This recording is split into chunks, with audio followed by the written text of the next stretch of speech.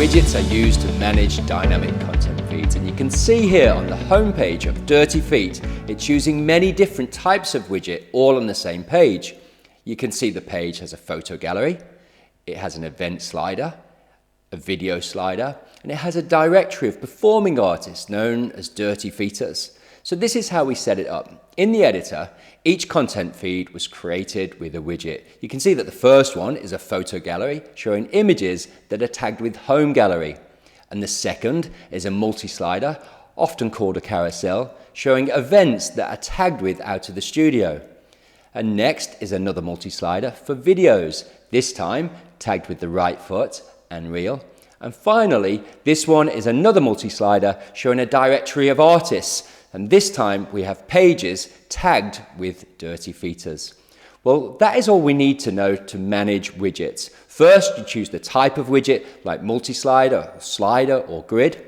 And then second, you choose the type of content that you want. Notably, you can add all types of content into the same feed, like products, videos, and blogs. For example, you could make a really cool product page with products, videos, images, blogs, all tagged with that product. This is not like one of those add-on plugins or modular apps. You can dynamically feed all your website content into the same feed, making your website extremely powerful to the level that you'd expect on enterprise-level software costing thousands of dollars. And third, you can tag your content, whether it's a page, a product, image, or video. You can give your content tags, just like we covered earlier when we tagged the video with the right foot and with reel. Simply tag your content and it will appear in your widget. Now for an example of the power of widgets. If you bulk upload a zip file of images and tag them when uploading, all those images would instantly feed into the widget without having to go into the page. And similarly, another example, if you uploaded a CSV of products and put product tags into your spreadsheet, those products would go straight into the product categories without you having to edit the product pages or the categories. Okay, I think you get that. So now for my 9 top tips. Number 1 is for managing grids. Well, notice that my grid was 4 columns and had 4 items, so it was all on one row. But if I change the number of items to 8, it would now be 2 rows of 4 columns. Well, similarly, if I change my grid to 9 items and change the columns to 3, we've now got 3 columns on 3 rows. Number 2 is for tag combos. And if I've got 2 tags like the right foot and reel, I should set the tag combos to must match all. It will now only show videos that have both tags. If I don't select must match all, it will show all the videos with any of these tags. So this gives me exact control of what appears in my widget. Number 3 is for sort order. And in the events multi-slider, for example, I want to show display date latest to show the events with the latest date first. And 4 is view type. Well, I can change the view type between grid, which has text over the image, or list, which has text on one side of the image. You can see here that in the shop, I like my text and price below the image in a card view. Number 5 is the configurations that appear on the right. And notice I can change the order of the meta information. For example, I could put price on the top. And incidentally, all the widget text is managed in the settings screen of that page, product, or file. Just click the widget tab in the settings screen to add the meta information like dates, or if it's a blog, you might choose author. If your widget is for a shop, you may wish to have people add to cart before they click through to the product page, in which case you can select an add to cart button and even other actions like more buttons.